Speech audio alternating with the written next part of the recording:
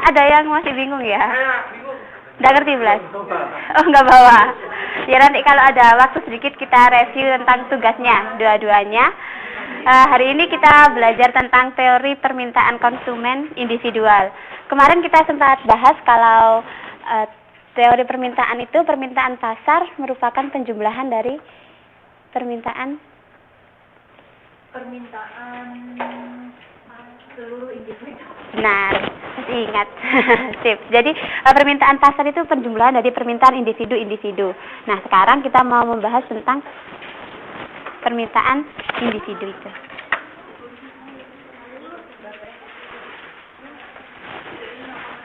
Ini output pembelajaran untuk ini modul 3. Ya, output pembelajaran modul 3. Halo.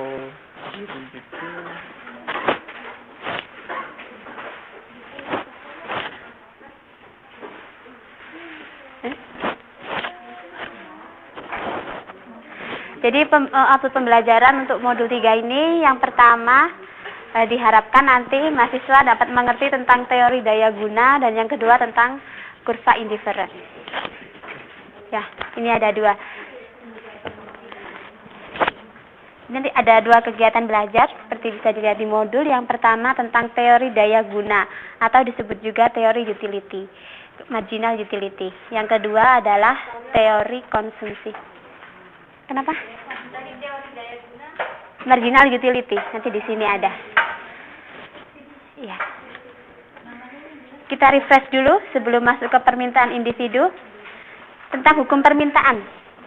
Kalau harga barang turun, permintaan naik. Kalau harga barang naik, permintaan akan turun. Ini hukum permintaannya.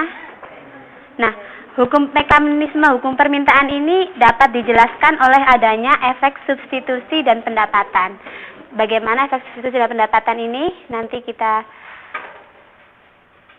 bahas lebih dalam.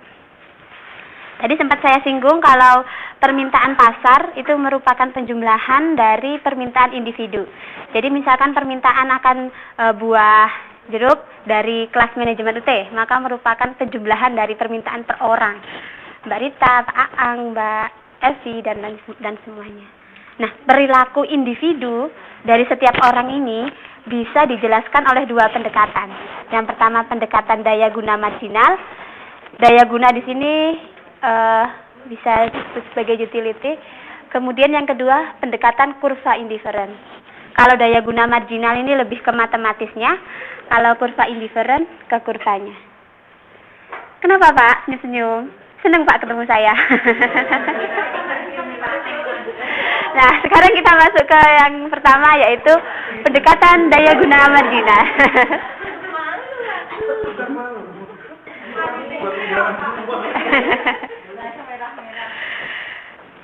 Di sini ada hukum the law of diminishing marginal utility.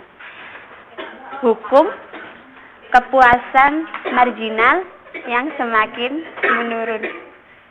Kenapa Pak kok ketawa saja? Saya jadi sering kali di sini. Apa itu the law of diminishing marginal utility? Yaitu hukum kepuasan marginal yang semakin menurun. Ini contohnya. Misalkan kita puasa. Puasa. Iya nih, Pak, pindah ke belakang, Pak.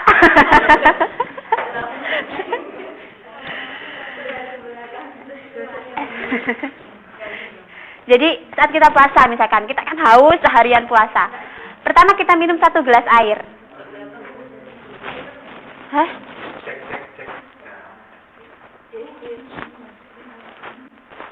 Hah? Anak copot.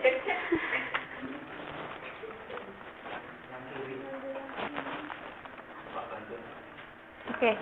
Nah, saat kita sangat haus sekali, pertama kita minum 1 gelas air. Wah, puas. Rasanya kepuasan kita nilainya 5. Kemudian, aduh masih haus. Terus kita minum lagi 2 gelas air. Oh, kepuasannya 7, meningkat. Sudah terpenuhi. Kemudian minum lagi 3 gelas air. Ya naiklah cuma 8, naik 1 tingkat. Terus minum lagi 4 gelas, sudah mulai turun. Aduh, kebanyakan. Kemudian kalau minum lagi 5 gelas, turun lagi, udah akan melempokkan kebanyakan air. Nah, Kemudian kalau minum lagi 5 gelas, turun lagi, udah kemelempokkan kebanyakan air. Nah, di sini kepuasan total yang di sini yang kepuasan total atau total utility TU disingkat TU, itu dia pertamanya menaik, tapi saat kita mengkonsumsi terlalu banyak, dia akan semakin menurun. Nah, sementara kalau kepuasan marginal atau tambahan kepuasan dengan hukum the law of marginal utility tadi, dia semakin menurun. Kita bisa lihat di sini. Pertama dia naik dari 5 ke 7. 2 ini dari mana? 5 naik ke 7. Iya, berarti 7 dikurangi 5 ya. Kemudian naik dari 2 gelas ke 3 gelas, 7 ke 8, tambahan kepuasannya 1. Jadi ini dari 8 dikurangi 1. Kemudian dari 4 gelas, 8 ke 7, dia malah turun. Bukannya malah naik, tapi dia malah turun. Tambahan kepuasannya turun. Nah, kalau tambah lagi 5 gelas, nah dia semakin turun min 2. Ini secara teoritis. Secara praktikal, sepakat nggak? Kalau kita melakukan sesuatu, makan sesuatu kok terlalu banyak, pertama puas, kemudian akhirnya lemas. Jadi lama-lama kepuasan marginalnya semakin turun. Nah, masih konsep ini. Ya, itu benar sekali Mbak Eva Chang. Masih ingat pelajaran dia. The law of marginal diminishing return.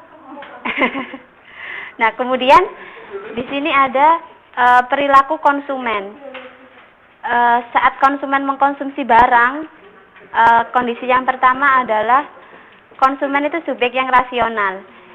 Kemudian dia memiliki preferensi akan barang yang dibeli. Misalkan mau beli HP, dia pasti membanding-bandingkan, oh HP apa ya, mau Sony, apa Nokia, atau HTC, atau apa. Pasti ada preferensi.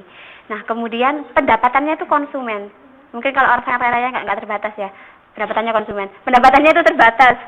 Jadi dia akan memilih-milih, kira-kira Sony bagus tapi harganya mahal. Aduh, jadi beli yang biasa aja deh, HP Cina. Nah, kemudian konsumen itu harus membayar barang yang dikonsumsi. Jelas ya, nggak mungkin kita minta-minta. Nah, jadi di sini sudah kita banyak preferensi, kemudian kebutuhannya tak terbatas, tapi pendapatan kita dalam hal ini adalah membatasi kebutuhan. Nah, sehingga konsumen memiliki pendapatan. Tadi I, income. Kemudian dia mengkonsumsi banyak barang, beli makanan, beli pakaian, beli perhiasan, dan lain-lain. Kemudian konsumen pasti ingin mencapai kepuasan maksimum. Dia akan belanja yang kira-kira dia bisa puas. Masa belanja yang biasa-biasa aja. Pengen yang, aduh aku pengen yang lucu-lucu, nah, beli barang yang lucu-lucu. Aduh pengen barang yang bagus, nah beli kamera yang bagus. Aduh pengen HP yang bagus, nah beli kamera HP yang mahal. Nah, udah pengennya maksimum, tapi pendapatannya terbatas. Nah, bagaimana menyikapinya? Di sini terjadi permasalahan pada perilaku konsumen individu, yaitu bagaimana konsumen dapat mengalokasikan pendapatannya yang terbatas tadi untuk mengkonsumsi barang A, B, C, dan seterusnya, karena kebutuhannya tak terbatas. Sehingga tujuannya agar konsumen dapat mencapai kepuasan maksimum. Ya, di sini kita menghitung kepuasan konsumennya.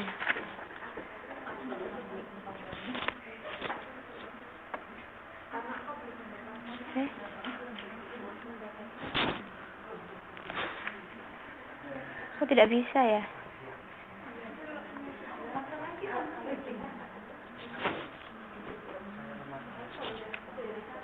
Oh, salah.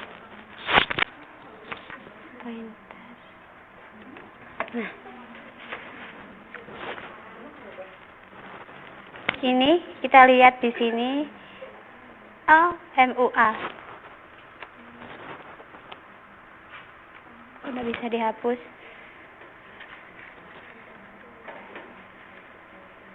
MU itu adalah marginal utility. Yang tadi marginal utility tambahan kepuasan. Ada barang, tadi konsumen kan mengkonsumsi banyak barang. Di sini misalkan ada barang A, B sampai barang X. Ada barang A, barang B sampai barang X. Nah, untuk yang rumus pertama ini adalah